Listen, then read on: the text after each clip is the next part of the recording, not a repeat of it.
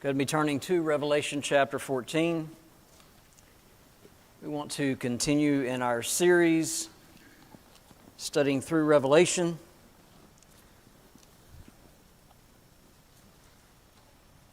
I'm sure you probably have picked up on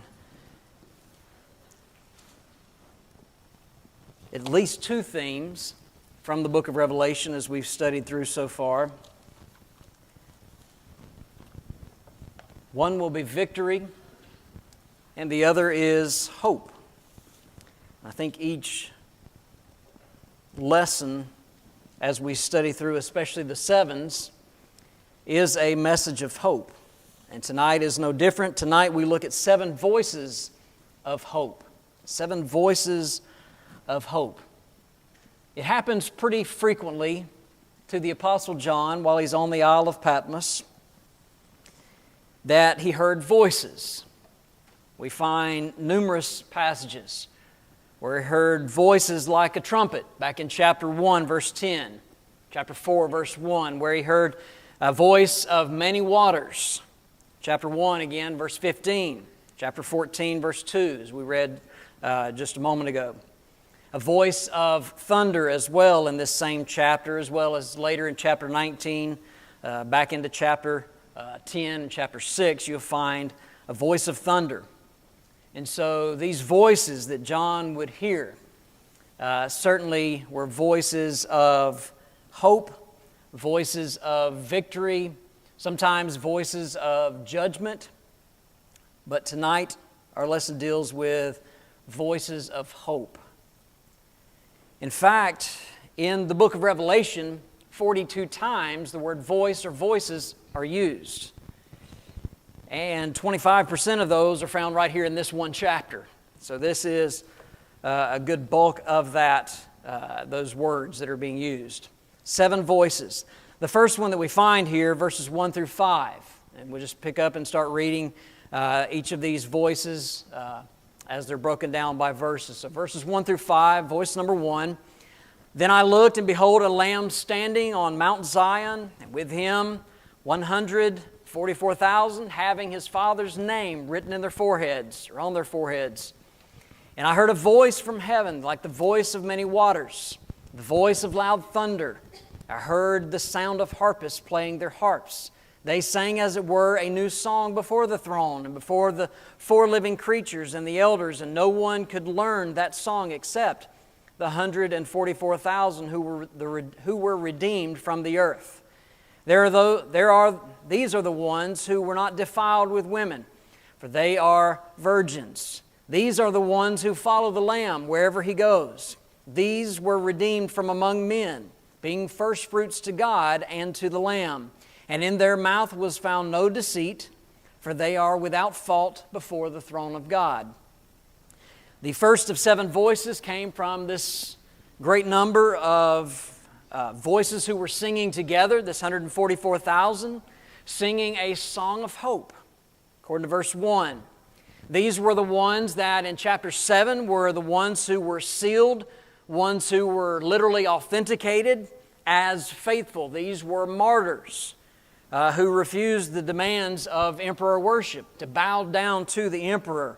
And so they did not have that mark on them. They didn't have that name on their forehead or on their wrist. And so they wore their father's name instead of Domitian. In other words, the name that's indicated by the name of the beast in chapter 13. You remember the end of chapter 13, it says, he was granted power to them to give breath to the image of the beast, that the image of the beast should both speak and cause as many as would not worship the image of the beast to be killed. He causes all, both small and great, rich and poor, free and slave, to receive a mark on their right hand or on their foreheads, and that no one may buy or sell except one who has the mark or the name of the beast or the number of his name. And so in that guild, they had to be a part of that guild, and so they were, if they were going to do that, they had to wear this particular name, and in so doing, then they could buy and sell and go about their marketplace adventures, if you will. But the point being is that we're reading of those who were singing in heaven, those who the 144,000 would represent, the martyrs of God who did not wear the name of Domitian. They did not bow down to the beast as was demanded of them back in chapter 7, verses 3 through 17. Their song that they would sing was one of comfort, one that would comfort also the persecuted who were still behind. And so the martyrs were singing out this voice, and John hears this song that they sing, this song of comfort. They sing in the presence of Jesus, and so they knew the bliss of His care. One of the other things I think that we should point out is that throughout the book of Revelation is we find the care that Jesus has for His family, for the church. And I think that's an overwhelming thing that you'll find really in each chapter is the care, the concern, the love that He has for His church. You go back to the teaching of Jesus when He talked about, inasmuch as you've done it to the one of these little ones, you've done it unto me. He felt that pain of those who had been martyred for the cause. He felt the pain of those who were being persecuted for His cause as well. He cares for them, He loves them, and certainly He will avenge them, as we'll find in later chapters. The second thing that we notice about this song is that they sang on Mount Zion, a place figuratively known and associated then with God's care for His people. Going back to Psalm 14, Psalm 20, Psalm 48, and so on. But here in Revelation 14 and verse 1, you find the Lamb, behold, a Lamb standing on Mount Zion, and with Him the 144,000, having His Father's name written on their foreheads, and they're singing out this song. Third thing that we pick up here is that the song that they sang was a new song, a description that's used typically in Scripture for a new song was a new day of praise, a new day of joy. And so this was a new song that was being sung, praising God, rejoicing together for His help that He has provided for them. They sang, as it were, a new song before the throne. We find then voice number 2, verses 6 and 7.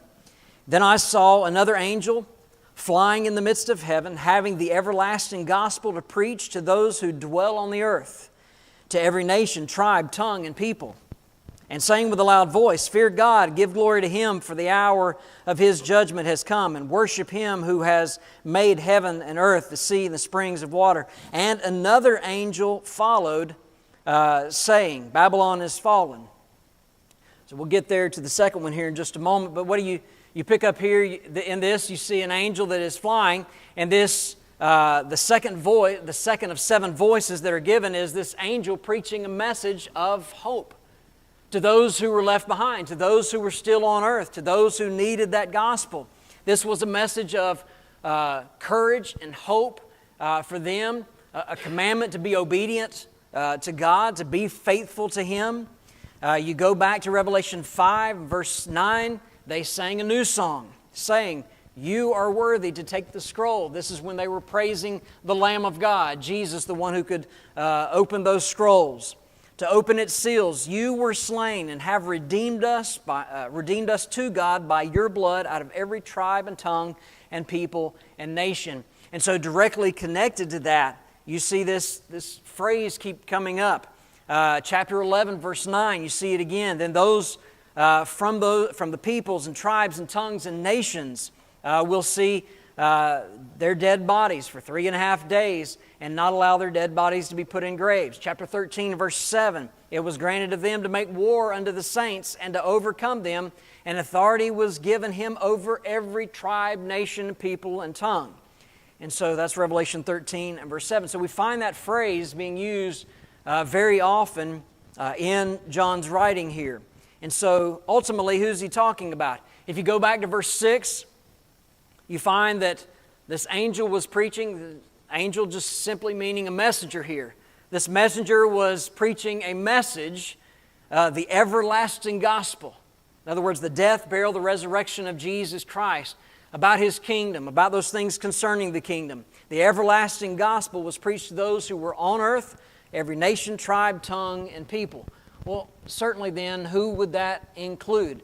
it certainly would include then those Roman citizens. They certainly would need to hear that message. And so, especially for those Romans then who were now being taught two things. According to verse 7, they were taught to fear God and to revere God. And going back, mentioning Steve's class this morning, where we were talking about that fear, that respect, that awe for God. And so, he was to receive their allegiance, not the emperor. And so there was a message being preached to those who were there still in Rome, a message called the everlasting gospel, by the way.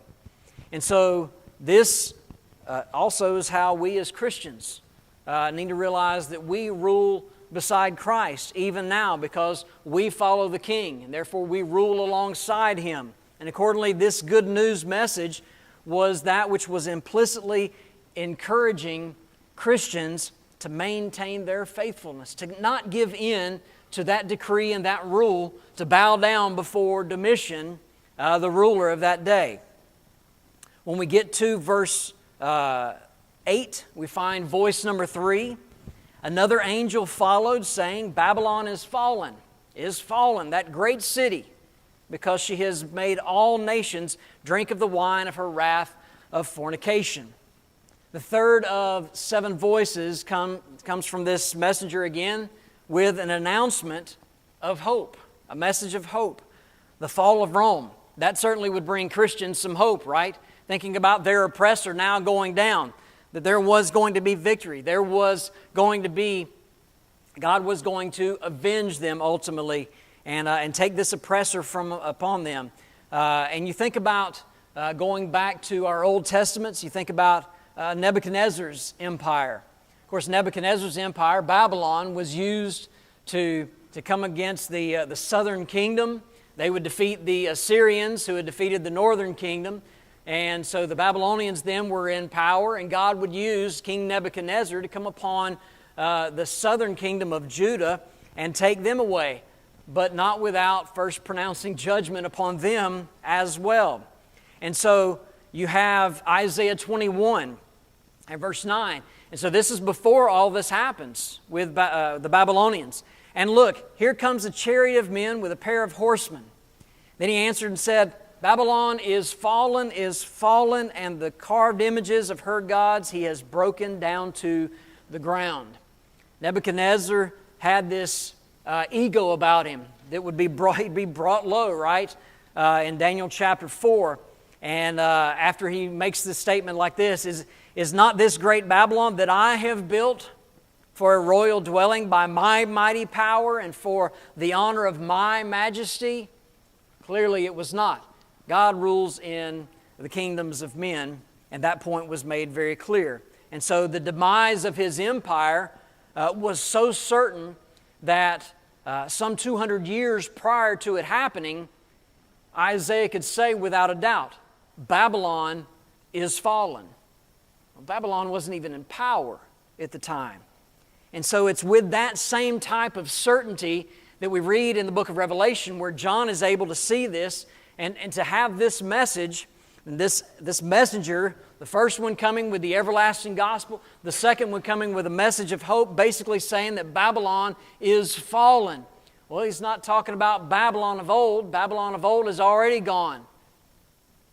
The Medes and the Persians took care of him. The Greeks took care of them. The Romans took care of them. And so now who is it? It's Rome that's in charge. And so the Roman Empire was going to fall. And so this message, this voice certainly is a message of hope. Voice number 4, verses 9 through 12. A third angel followed them, saying with a loud voice, If anyone worships the beast in his image and receives his mark on his forehead or on his hand, he himself shall also drink of the wine of the wrath of God, which is poured out full strength into the cup of his indignation, his anger.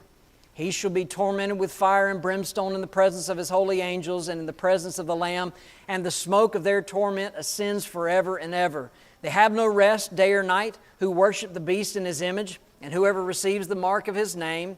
Here is the patience of the saints. Here are those who keep the commandments of God and the faith of Jesus. And so the fourth of seven voices came from yet another messenger, another angel with a warning. And this one is kind of two-sided. This is both a warning, but also includes a message of hope. To those, obviously, who are faithful, it's a message of hope. To those who are not, it's a warning. The Romans were warned to turn from worshiping the images of their emperor or experience the full wrath of God. Notice that language. He himself, verse 10, will drink of the wine of the wrath of God, which he has poured out full strength into the cup of his indignation. It's flowery language, but what it does, it tells us that what he is trying to say is that with the very full power, they are going to be punished. They are going to be tormented in eternity with fire and brimstone. And the smoke of their torment will ascend forever and ever. And there's your picture of eternity. No rest, day or night, for those who worship the beast in his image. And so, not only then was the Roman Empire doomed, the Romans who would fail to repent, they would be condemned literally by this word wrath. It's directly connected to a word that we talk about sometimes, and we've talked about really throughout the summer, the word passion. With the very passion of God. He is going to be passionate about their punishment, is what this word wrath is being used here. The indignation, literally this slow boiling, settled anger that is directed in one particular location, and it will be with those who were unfaithful, those who have bowed down to the emperor. The condemnation of God, that torment and eternal flame and brimstone and smoke. Such was to be accomplished in the very presence of the holy angels and of the Lamb, as if they're literally there supervising what was going to take place. This prediction was designed, though, to offer patience. For every child of God who's ever gone through any kind of trial, affliction, any kind of suffering, this is a message of patience, a message of endurance, hanging on, not giving in, not giving up. And so we find then, verse 13, voice number 5. Then I heard a voice from heaven saying to me, "Write, blessed are the dead who die in the Lord from now on. Yes, says the Spirit, that they may rest from their labors, their works follow them."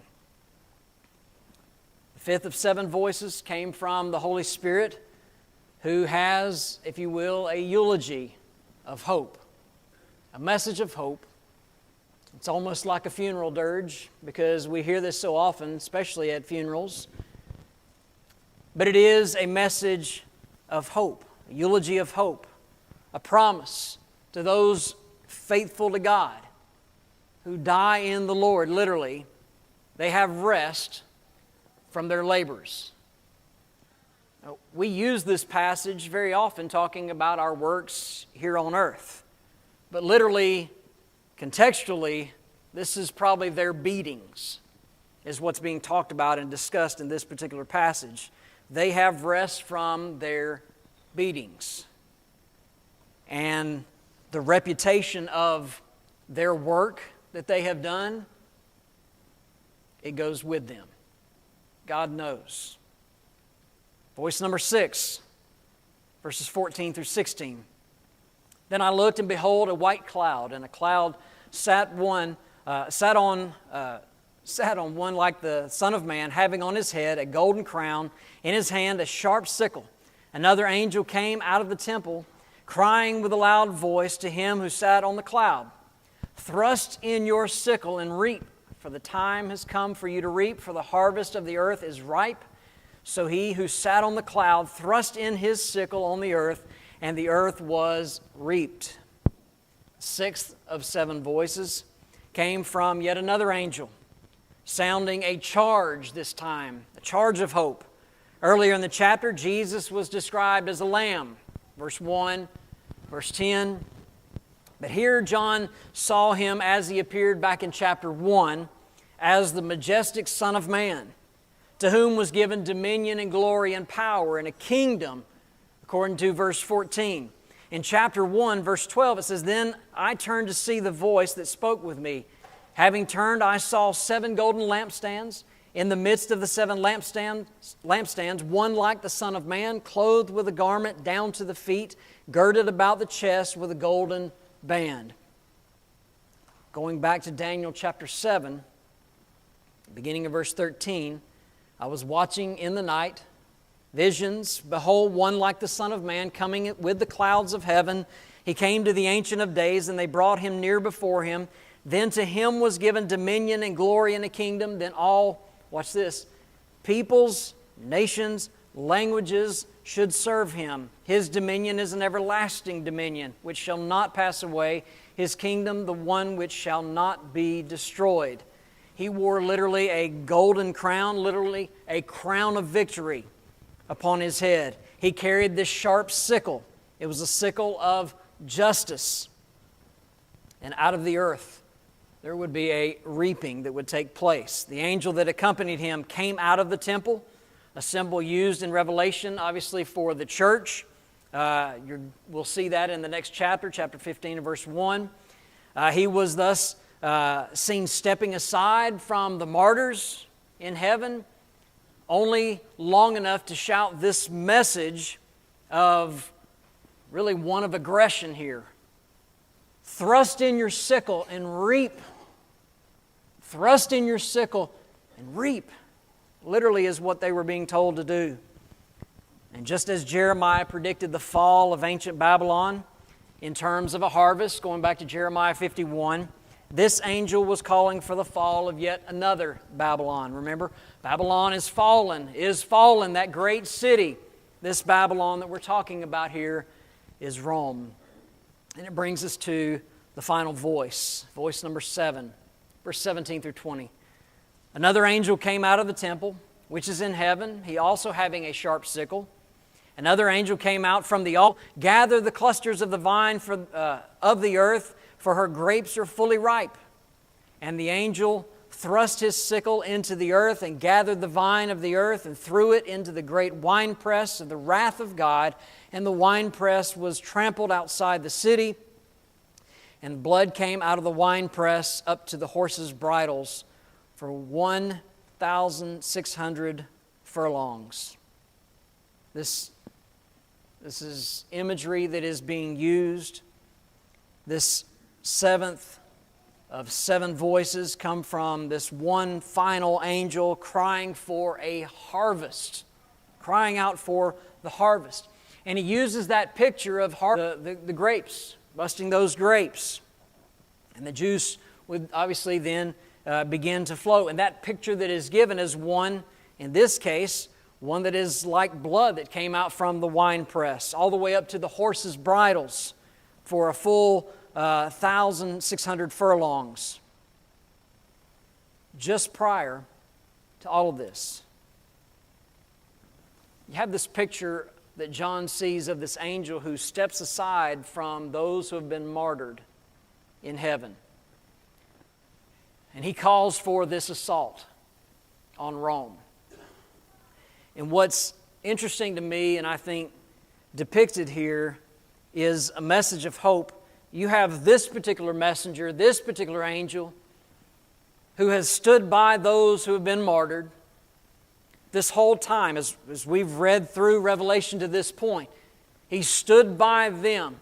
He has heard their cries over and over. "How long will you wait? How long till you avenge our death?" As they were crying out, remember, from under the altar. And so here's the one who steps to the side of the altar under which those martyred Christians have been crying out, and now he gives this order. He gives the order, the charge, if you will, for this reaping to take place, for this harvest to take place.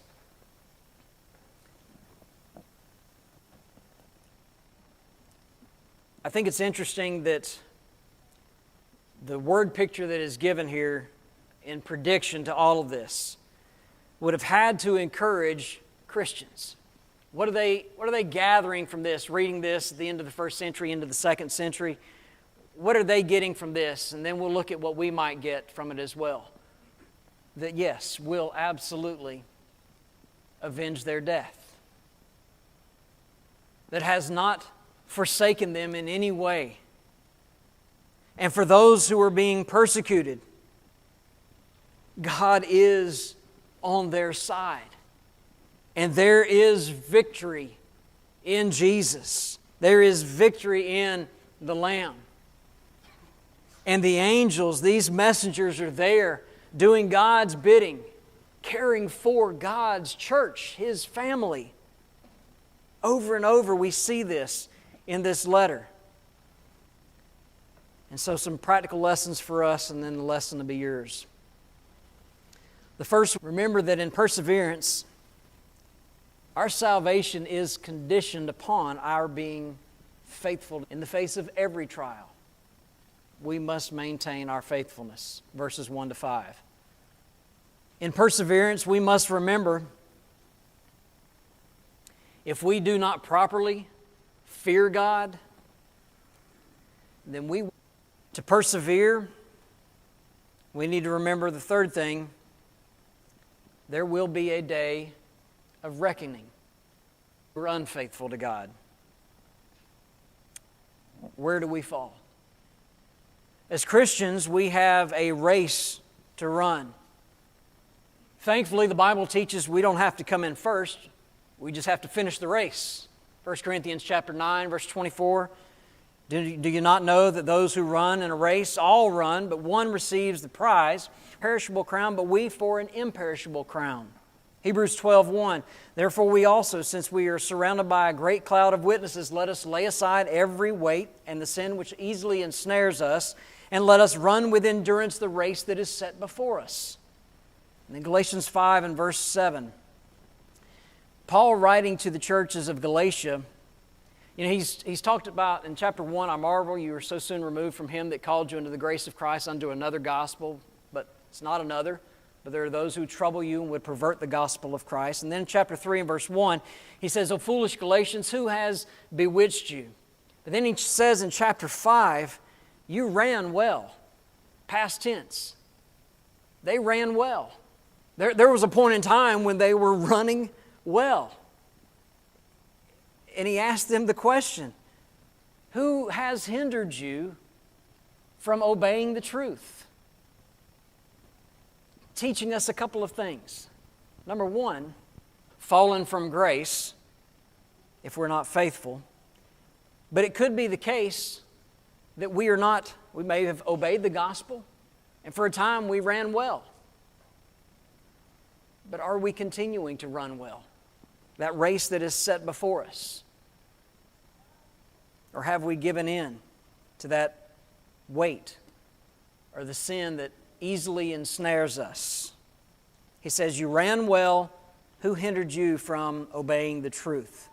Listening to these 7 voices of Revelation 14 should encourage us to persevere, to be faithful. There is a message of hope here. We have victory in Jesus if we belong to Him and are faithful. Have you obeyed the gospel, and are you living it each day of your life? Can we help you? Can we encourage you? If so, come to the front while we stand, while we sing.